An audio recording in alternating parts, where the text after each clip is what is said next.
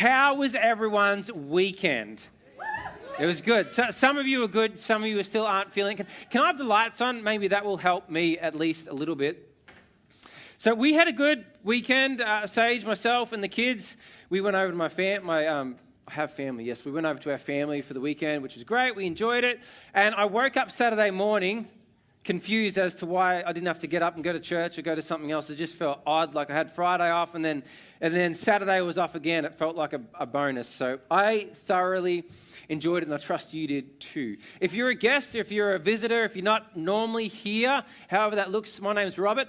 I'm one of the pastors here at Epicentre Church, and hey, we feel absolutely thrilled to have all of you here with us. For those of you watching online, likewise, we feel privileged to have you here, engaging with us and watching us online. And so this is something that I think that... What's happened? Okay, fantastic. This is something that I think that we'll all somewhat connect with. We good? I don't know. I haven't pressed the button. Something that I think we'll all connect with. That when it comes to time, when it comes to money, there's a saying that I found true in my life that I imagine you found true as well. That when I have the money, I don't have the what? Time. And when I got the time, I don't have the money. When I got the money, I have no time. And when I've got the time, I have no money. Like when I've got the time to do what it is that I want to do, I don't have the money to do what it is that I want to do, and then vice versa, the other way around. And that might look like I want to do an extension or some work on the house, but I have the time, but I don't have the money to do that. Or there's this vacation that I'd really like to go away on and explore and see and do, but I've taken up too much leave at work already, so I don't have the time to do that, to go on that. Or we've got too much full for our calendar, and I've got the money, but I don't have the time to go away and do it, but yet I'd really like to do it. Or like I really need, who's had this experience? I really need new tires on the vehicle, but I just don't have the finances to do it. I've got the time, but I don't have the money to do it. Or, the gym junkies will push back, but I'm going to say it anyways. I'd really like to get fit this year. I've got the money, but I just don't have the time. Priorities. Priorities. That's my excuse when it comes to the gym anyways.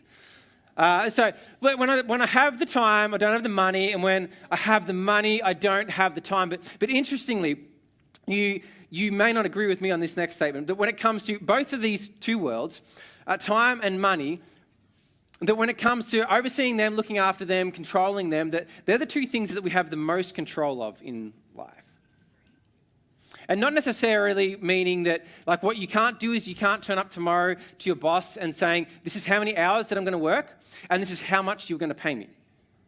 As much as that would be lovely, but we're not talking about that. And if you're a business owner, it's not about just jacking the prices up. And this is the price that I'm gonna sell everything for, and this is how much time I'm gonna work. And this is gonna be it, because I am in control of my finances, and I am in control of my time, and I am gonna tell you what it is that I am gonna work and how much you are gonna pay me. We're not talking about that at all. But when you come home, you are in control, for the most part, about how you spend your time when you get home from work. You are in control of your time, and you are, for the most part, in control about the finances that you have when you come home from work and spend them. Proverbs says it like this, and we'll see if this works. It does, yep. Proverbs says it like this: the plans of the diligent lead to profit. When we read that, and I read that at least, and I read profit, and I think of a P&L sheet, and like profit versus expenses, as far as like expenses and income and equals profit. But it's not necessarily saying that, like the Hebrew word profit is matar there, pronounced something like that, and it literally means to have a significant amount or a sufficient amount left over. And so you could reword that a little bit, and it may not help you, but it helps me anyways. And it means this, or it could, in Rob's translation, that's my translation, the plans of the diligent lead to a sufficient amount. The plans of the diligent, or diligent plans lead to a sufficient amount left over.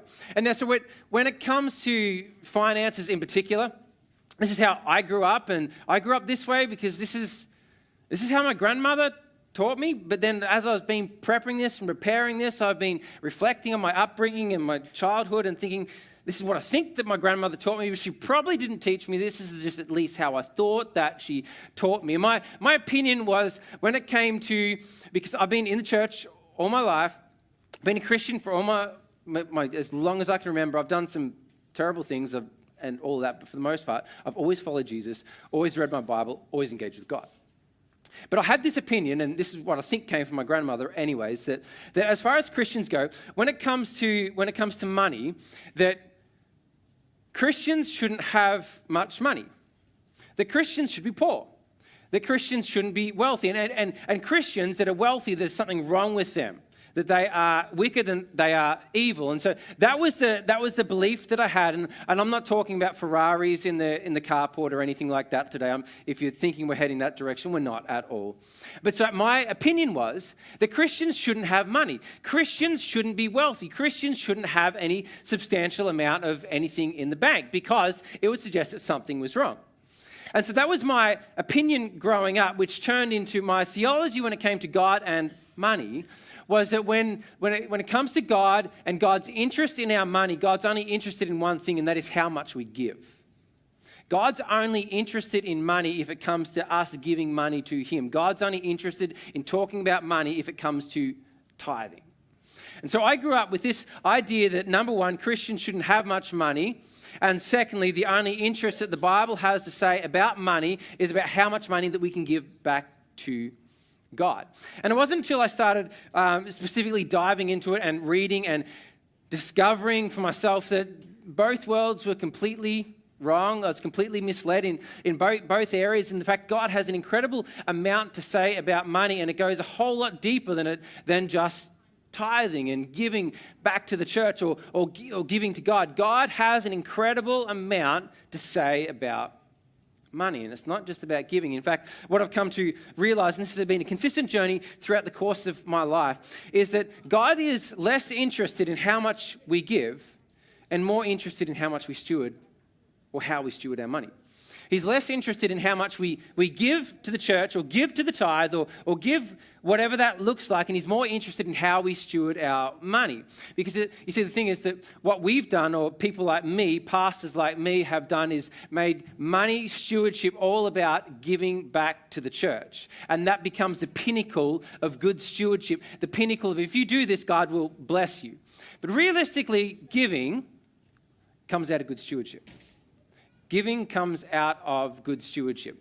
And so the last couple of weeks we've been going through this series called On the Right Foot, with the idea being that what we've been trying to do and look at is take a handful of subjects and different things from the life of this guy called Joseph that you find in the Old Testament that he travels through, and look at it and ask this question of what would it look like to start the year on the right foot? What does it look like in said situation to be on the right foot, to lead with the right foot? And so we've gone through Joseph's life, and if you don't know Joseph's life, he kind of has this weird thing go on from start to finish of his life. Like he starts as his father's favorite, and then he ends up getting sold into slavery, and then he gets promoted into a managerial role, and then he gets put back in jail, and then he gets promoted again to second in charge to Pharaoh, which we're talking about this week. And then it ends up with him dragging his family from where they are to this really good land at the time anyways, and then they setting up residence in Egypt. And so over the course of the last few weeks, we've asked a couple of questions or looked at a couple of things of like, how do I, so we started the series with, how do I deal with, or how do I deal with my ego? How do I deal with my dreams, my ambitions, my wants in a way that doesn't destroy people and doesn't destroy myself?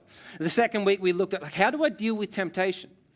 Last week, Shaz came and shared like, how do I deal with hard times? Talking about Joseph when he finds himself in prison. How do I deal with the difficult times that I'm going through, the struggles, the wrestling? How do I deal with those difficult times? And this week, what I want to talk about this week is how do I deal with money? How do we deal with money? How do we handle money? How do we navigate money? And perhaps better worded is like, how do I plan diligently to have a sufficient amount? When it comes to my finances, when it comes to my resources, you could take this and you could look at your own time. We were talking about money this morning. How do I deal, how do I handle, how do I plan so I have or can best set myself up for a sufficient amount? And I get that some of you are thinking two things. Why are we talking about this in the life of Joseph? And why on earth are we talking about this in church?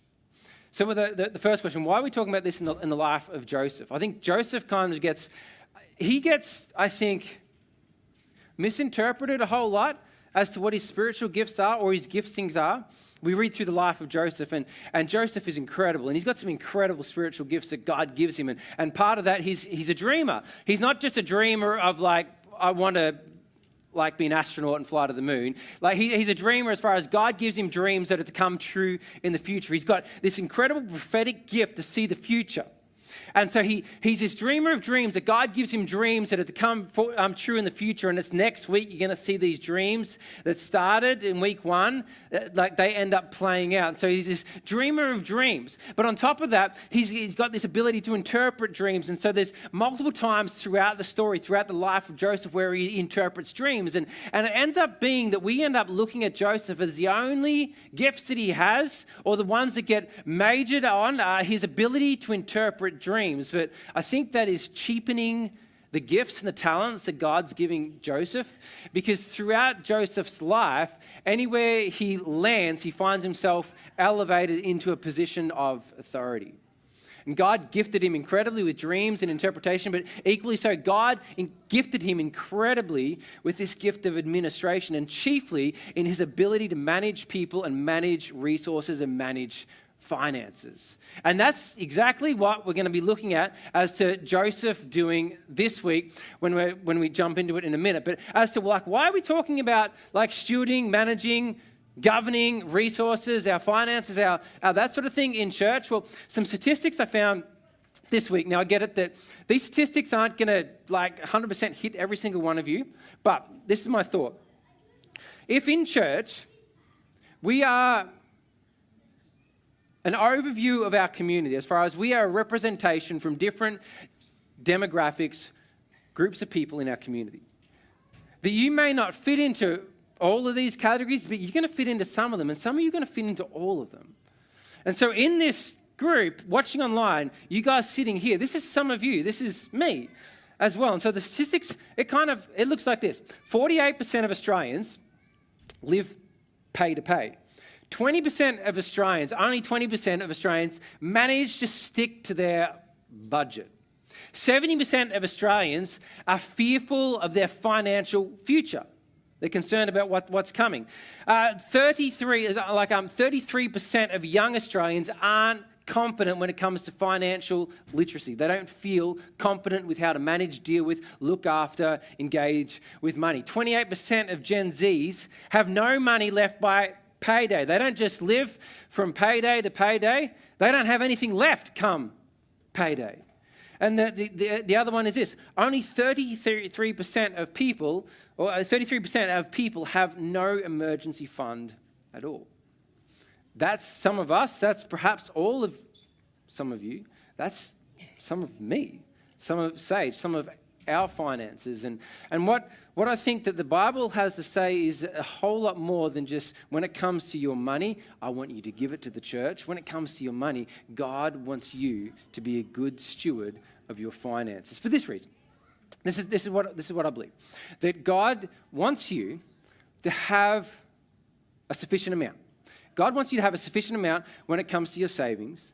We're not talking about Ferraris in the driveway or Porsches or Lamborghinis, but God wants you to have a sufficient amount. So when it comes to your going away, taking the kids, he wants you to have a sufficient amount to be able to go away and plan for the future, plan for your tomorrow, plan for what's coming down the track. Because I think you'll see as we jump into Joseph's life that while there are good times, good seasons, that at some point those seasons end up bottoming out. So Joseph's story, the backstory to what we're about to read is that Joseph has been thrown into prison because Potiphar, the person that bought him out of slavery, ends up believing that he tried to rape his wife. And so he throws him into prison. And while he's in prison, he meets these two people that were originally, they were working for Pharaoh.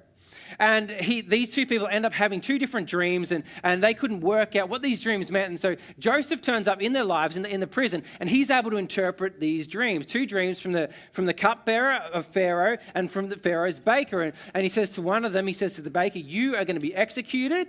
And to the cupbearer, you are going to be elevated, repositioned back to your former position. And then what ends up happening is the baker is executed and the cupbearer gets repositioned back to his original position. And then 2 years go past.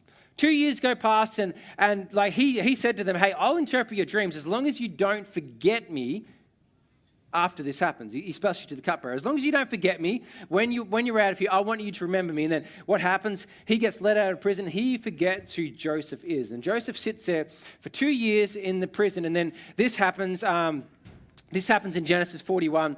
It says, 2 full years later, Pharaoh dreamed that he was standing on the bank of the Nile River. So Pharaoh has this dream. He's standing on the bank of the Nile River, and there's this couple of random things end up taking place in this dream. It's a twofold dream. And the first dream is that he sees these fat cows coming up out of the Nile River. And you know how wacky and weird dreams are? They don't make any sense ever, do they?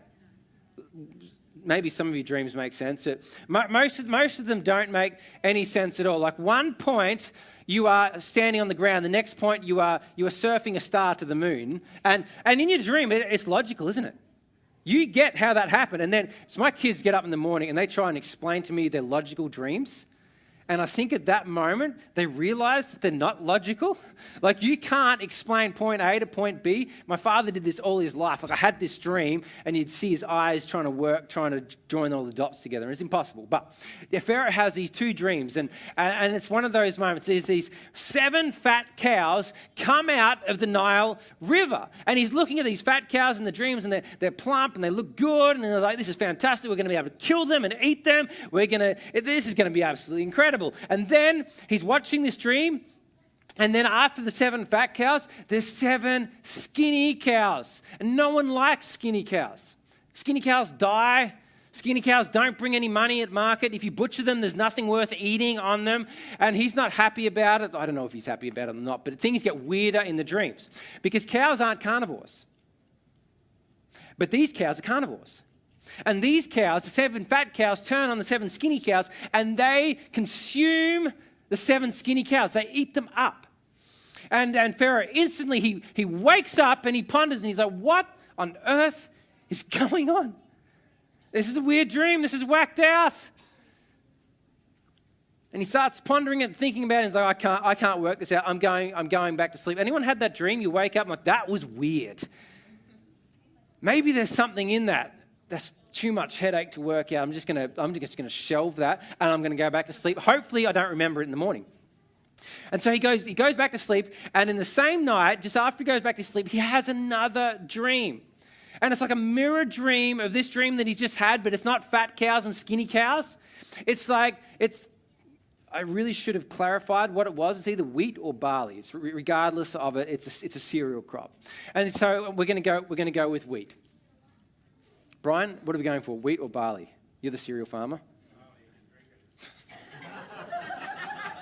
Barley, because you can drink it. Fantastic, love it. Okay, so he dreams and he's like, he dreams this dream and he sees the similar thing, a mirror thing come up again, and he sees barley turning up in the dream. And there's 7 barley heads, and they're plump and they're fat and they're full of seed and full of grain, and it looks absolutely fantastic. And he starts plotting how he's going to ferment it and drink it.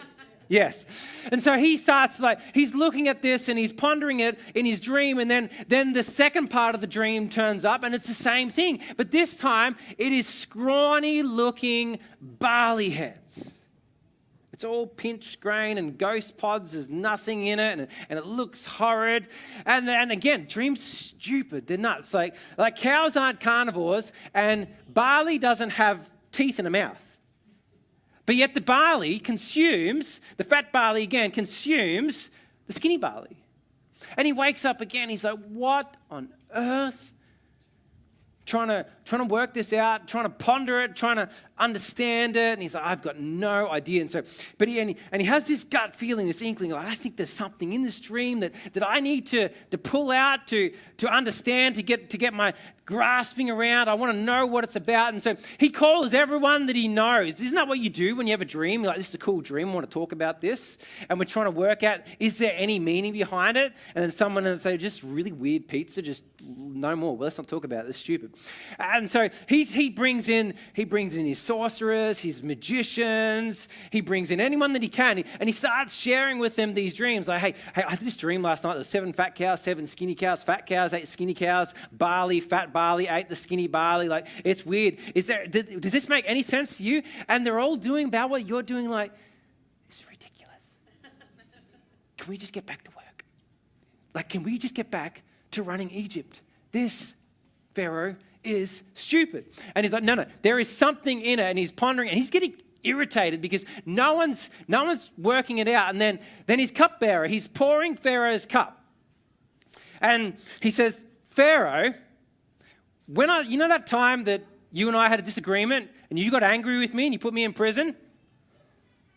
Well, while I was in prison, let's not talk about the whys because we don't need to relive that, but while I was in prison, I met this guy and I had this dream, and the baker that you really despised because you ended up killing him, he had this dream as well. And this guy, he interpreted both our dreams. He said the baker would die and I would be repositioned back to here, and it all came true. There's this guy in prison, and Pharaoh's like, you need to bring him to me.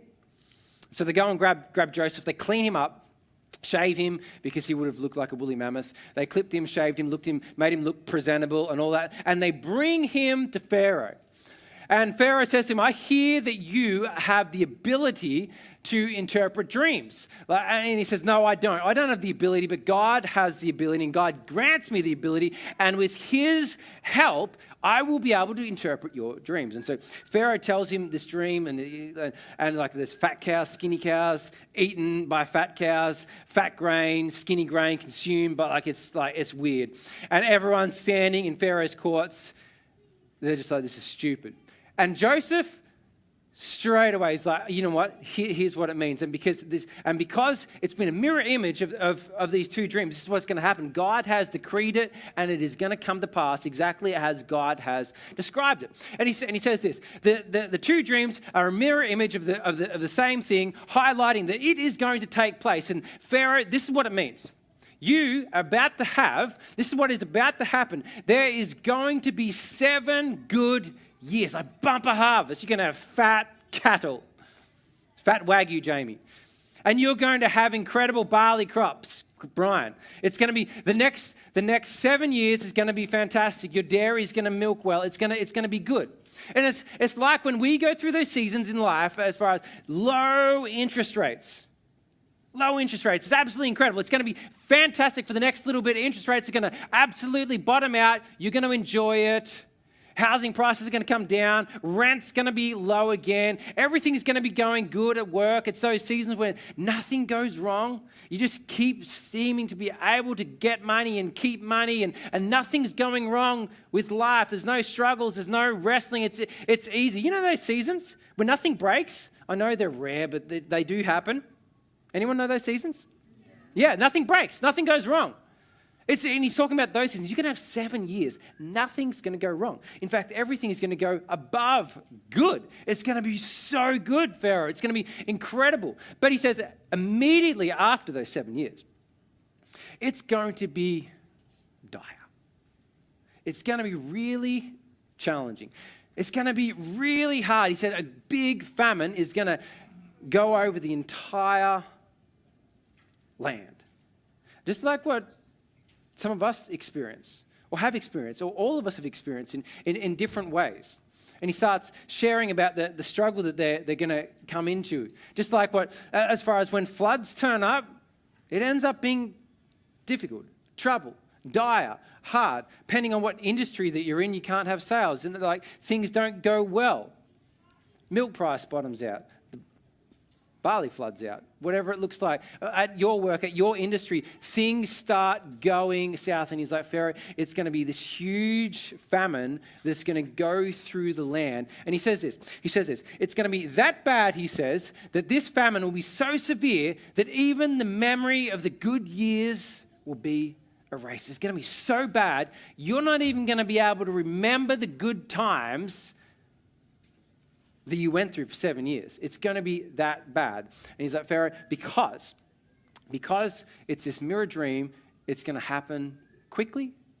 The next 7 years, a good year is going to come quickly. And it's going to happen because God's decreed it and it's going to take place. So he interprets his dreams. And then he steps into this administrative role, this gifting that God's given him. And he starts saying, hey, Pharaoh, this is what I suggest that you do. And he says this, therefore, Pharaoh, this is what you should do. Therefore, Pharaoh should find an intelligent and wise man and put him in charge of the entire land of Egypt. And then Pharaoh should appoint supervisors over the land and let them collect 1/5, which is 20% of all the crops during the 7 good years. Everyone say 1/5. Everyone say 20%. You might be better at fifths and thirds. I can't work that stuff out. I have to put it into metric system. If Sage asked me to fill a bucket 2/3 of the way full, I'm done. I can't work that out. I cannot understand 1/3 of a bucket.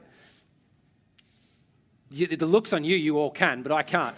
Anyways, like 20%, the crops during the 7 good years, and have them gather all the food produced in the good years that are just ahead and bring it into Pharaoh's storehouse. Store it and guard it so that there will be food in the cities. So he says, I want you to collect 20%. And I want you to do this. Store it and guard it. 20% and store it and guard it. That way, he says, there will be enough to eat when the 7 years of famine come on the land of Egypt. Otherwise, this famine will be so severe, it'll destroy the land. And Joseph's suggestions were well received by Pharaoh and his officials. Pharaoh enjoys it. Pharaoh likes it. He's like, this is a good story. This is a good interpretation. This is good direction. I like what's happening here. I like the suggestion. And so Pharaoh pushes back a little bit. And he says, you know what? Well, it doesn't push back. Actually, he presses in. And he says, you will be in charge of my court, and all my people will take orders from you. Only I, sitting on my throne, will have a rank higher than yours. He doesn't let Joseph speak, by the way. He instantly puts a ring on his finger and he marches him on his chariot and parades him around everywhere, highlighting, this guy's a big deal, I'm promoting him, I'm equipping him, I'm doing this. And this is something that happens consistently through Joseph's life. What I find so fascinating when it comes to how we deal with our finances and how Pharaoh deals with his finances is he's Pharaoh. He could have just taken notes. This is what this guy's saying. This is what's going to happen. I believe this is what's going to happen. And I'm going to take notes. 20%, fantastic. Storehouses, great. People to oversee the gathering, check. We're going to put guards so that it doesn't get overconsumed or stolen, check. I'll do that. Or I'll do it myself. Or I'm going to delegate someone that I like, that I've got a relationship with. But he chooses this prisoner.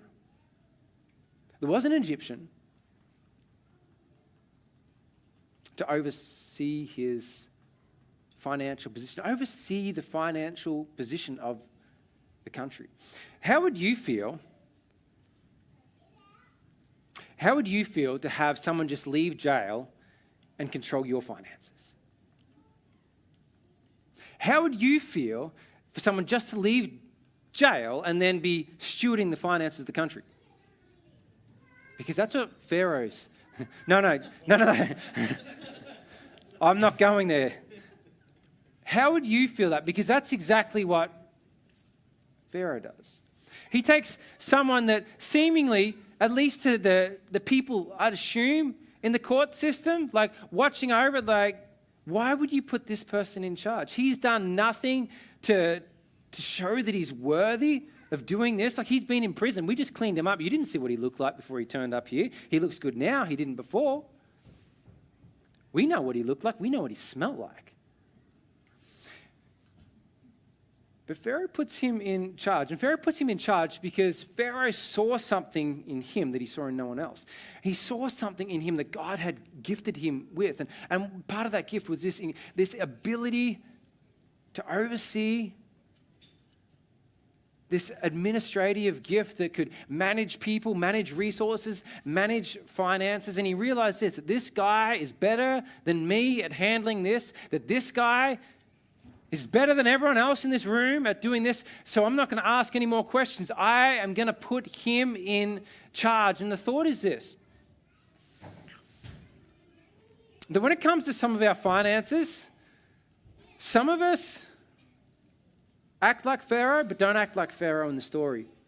And that we act like Pharaoh in that perhaps we've got the ability to delegate responsibility to our spouse, to our partner, to someone else, but we don't because we assume that we are better at managing our finances than they are.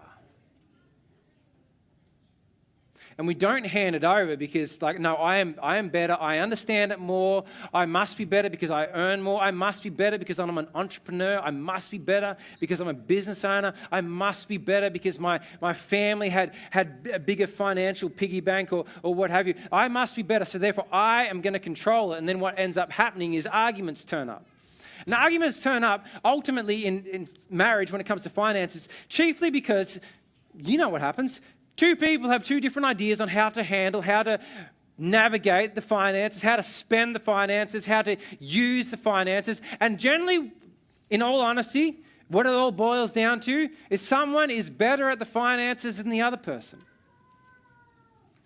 That's something that only you guys can work out. But this is what we watch happen over and over again, and this happened in our marriage as well, is the person that starts navigating the finances isn't perhaps the person that should be navigating the finances. Just because you think you are good at finances doesn't mean you are. A whole lot of the marital problems that end up in my office and other counselors' office and other pastors' office when it comes to finances is because the wrong person in the marriage is handling the finances, all because they think they're the right person. We need to get so much better at delegating responsibility to the person that's gifted it. We're not always gifted it. The thought is this, if you're young and if you're dating, realize this, that all marriages end up in an argument at some point over finances. Some catastrophic, some not. All marriages end up there, but all marriages end up there partly due to it not being talked about before when they're dating. So if you're young and if you're dating, if you're single and you want to date, and if you are in a dating relationship and it's starting to get serious, don't let it get any more serious than what it is without sitting down and having the conversation with them regarding finances. Are they a spender? Are they a saver? Are they I couldn't care less person? Like, find out where they are. And if they're a spender, it's no big deal. It doesn't mean it's the end of it. You just know where they are and they know where you are. It's a healthy thing. It's a good thing. And it sets you up, if you are to marry them, for a better start to your marriage. It puts you on what? The right foot forward with your marriage. I promise you're still going to have arguments over it. It's not going to negate that, but it's going to take you a journey forward with it. So, Pharaoh realizes that someone else is better at handling this than him, so he puts him in charge. And as predicted, for 7 years, the land produced bumper crops, fat cows, big grain yield. It was incredible. Everything was doing really well. And then during those years, Joseph did this. Everyone say gathered? Gathered. He gathered all the crops grown in Egypt, and he did what? He stored. He gathered how much? 20%. He gathered 20%, and he gathered that and he stored it and he put it away. He gathered, 20% was gathered, 20% was stored, 20% was guarded from everything that happened. So it was stored the grain from the surrounding fields in the cities. They did this. They lived off 80%, stored away 20%, and they guarded it. The truth is, what I'm not trying to do here is saying here is the biblical, godly, only principle on how to steward your money, and it has to be this. It has to be 80% live off, 20% savings, and then you put like guards. I'm not at all like saying that. This is a figurative idea.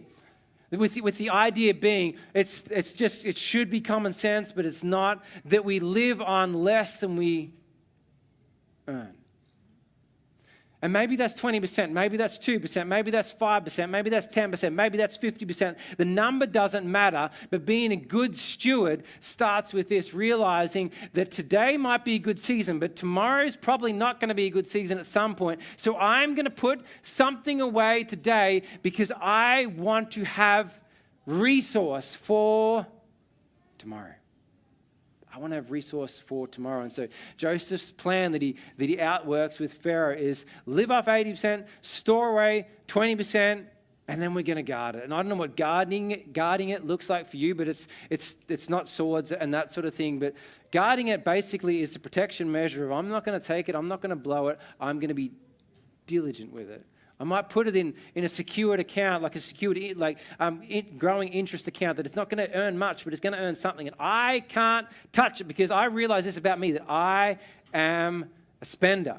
And so lived off 80%, stored away 20%, and then he guarded it. Proverbs says it like this: take a lesson from the ants, you lazy bones. Learn from their ways and become wise.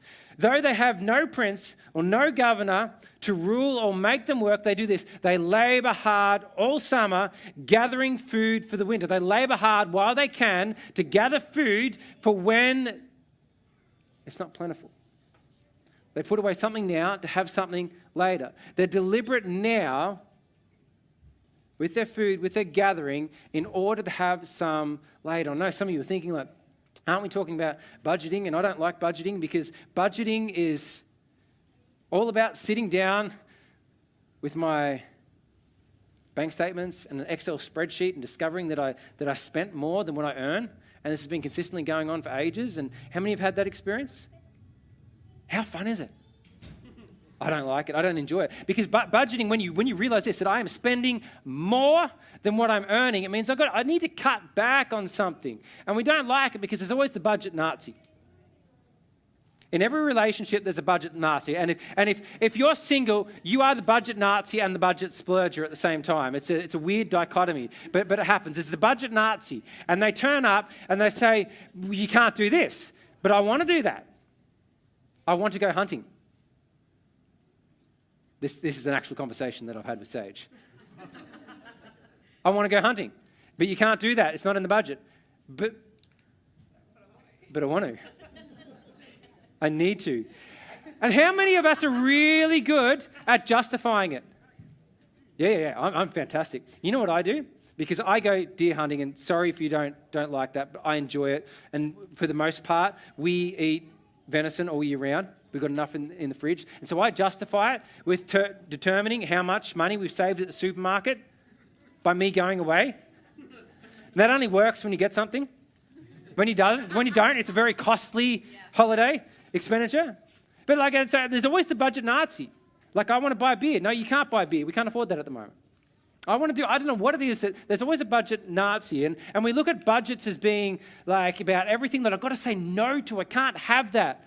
I can't have that extra splurge or whatever, but budgets shouldn't be about like what we can't have. A budget is budget isn't about what we say no to. It's saying yes to something that's coming down the track. Budget isn't about saying no. It's about saying yes to what truly matters. And so that was what the ants are talking about. That's what Joseph's highlighting. And that is realistically the biblical principle when it comes to handling our finances, handling our money. It's not about saying no to all these pleasurable and enjoyable things in life. It's about saying yes to what truly matters. And so we sit down and we work out, what is my yes? What is the thing that I want to say yes to? What are the holidays that I want to take the kids away and make memories with? What do they look like? What does it look like for our life when the kids leave home? Do we want to have enough so that we can take ample time off work to go and spend with the kids when they have grandchildren? They may not be here with us. What do our savings look like? How much do we want to have in savings for when things go belly up, for when the 7 bad years turn up? How much do I need to have in the buffer account for my business so that I'm not constantly having to go back to the bank to ask for more when things go wrong? Budgeting isn't about saying no. It's about saying yes to what truly matters. And that's only what you can decide for you, not me. And I get that the question that, or the thought that comes at it is like, isn't this common sense? Like spending less than what you earn? Isn't that normal? Isn't it common sense? It would be, it is, I think it is common sense, but just because it's common sense doesn't mean it's commonly applied. And if the statistics are correct, it suggests that a whole lot of us sitting in this room know that it might be common sense, but don't actively action it. For most people know that saving money is a good idea, but equally so, most people don't do it. Most Christians don't do it. And then most Christians buy into the idea that if I tithe, God has to bless me. If I tithe, God will bless me. And I believe that we worship a supernatural and miracle-working God, that when we give, he does give. But good giving comes out of good stewardship. Good giving comes out of godly stewardship of our finances. And peppered throughout the Bible is this idea of God wanting us to steward our resources well. Because at some point, 7 bad years are going to turn up. 7 bad years are going to turn up. I think the problem that we have with the story of Joseph, how do I word this? I think the problem that we have with the story of Joseph is that we take it too literally. We take it solely as a literal historical story about a man's life, and we completely miss the figurative application of it. See, the Hebrew people were storytellers, and they would pass on a lot of these stories generation to generation by sitting down around the fire and telling stories to one another, highlighting these things. And the thought would be that one young lad, he's starting his goat herd, and his uncles and his granddad and his dad, they sit down with him and they look at the goat herd that he's beginning, and they're like, hey, just so you know, I want to tell you a story about our ancestor Joseph, and these are the things that happened in his life. And at some point, you're going to go through some really hard times, and it's going to be difficult, and you're going to have to learn to forgive people. You're going to go through hard times that aren't your fault. And you're going to have to work out how to wrestle your way through them. You're going to have to work out how you deal with temptation, how you deal with your own ego as you're managing people and dealing with people. And you know what? As you manage, as you live, you're going to go through good seasons and bad seasons. So this is what I suggest. Take a lesson from Joseph's story. And as you sell your goats and as you sell your milk, you put away a certain amount so you got something for later on down the track. You see, the story of Joseph and these sort of stories are not just this literal, historical, this is what happened, but there's this constant story over and over again of people making the choice of following God or not.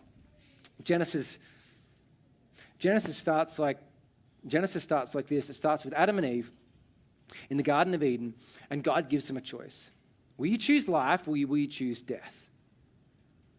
Adam and Eve choose death. And they get kicked out of the garden, they get removed from the garden, and then as you read on through Genesis, you see the same story on repeat over and over again, with people being, in the end, faced with this question: do I choose life or do I choose death? Do I choose the thing that will lead to life or do I choose the thing that will lead to death, which is selfishness, selfish ambition, my desires, my want, my outworking? Do I choose that? And this is ultimately the story of what Joseph keeps wrestling with over and over again. Do I choose God's way or my way? Do I choose God's way and serve Pharaoh that's kept me in slavery? Or do I just do what I want to do? Do I choose God's way and outwork and manage this resource with wisdom and godly wisdom and integrity? Or do I do what I want to do and navigate it my way? Which decision will I make? And ultimately, when it comes to how do I deal with money, the same thing is faced for us. Do I choose my way or do I choose God's way? Joseph's story continues on, and it gets to, I'm going to skip that because I'll run out of time for you. It gets to this point where At last, the 7 years of bumper crops throughout the land came to an end, and then the 7 years of famine began just as Joseph had predicted. The famine also struck all the surrounding countries, but throughout Egypt there was plenty of food. And so with severe famine everywhere, Joseph opened up the storehouses and distributed grain to the Egyptians, for the famine was severe throughout the land of Egypt. And the people from all around came to Egypt to buy grain from Joseph because the famine was severe throughout the world. It was only 20% that Joseph collected consistently and put aside, but that 20% ended up being a whole lot that was able to support Egypt as well as the surrounding lands. It doesn't matter how much it is that you can put aside. It matters more that we're deliberate at doing it, because at some point, the good years or the good times or the good seasons end, and we end up in difficult moments, in difficult seasons, in difficult times. I want to end with Jesus' thoughts. Not solely on money, but Jesus' thoughts in general. In John 10:10, Jesus says this, that my purpose is to give them a rich and satisfying life. Christianity, being a Christian, following Jesus, isn't about just getting to heaven when you die. Christianity is about having life and choosing life today.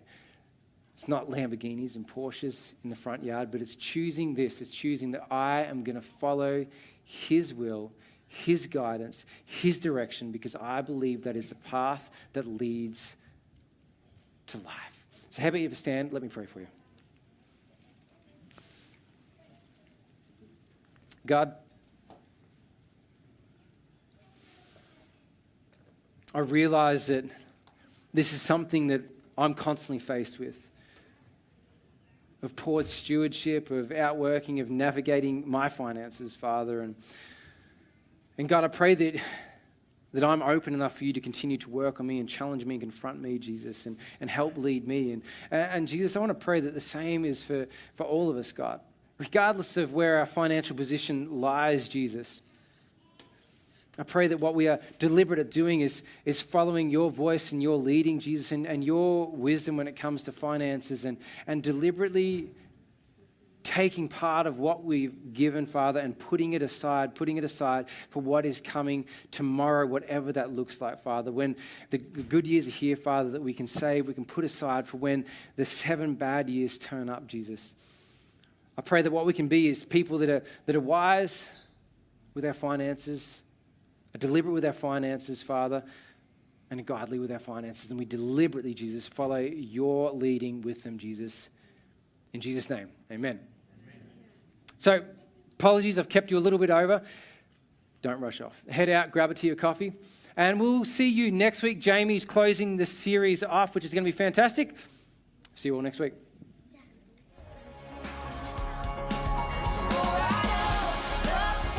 Oh, okay.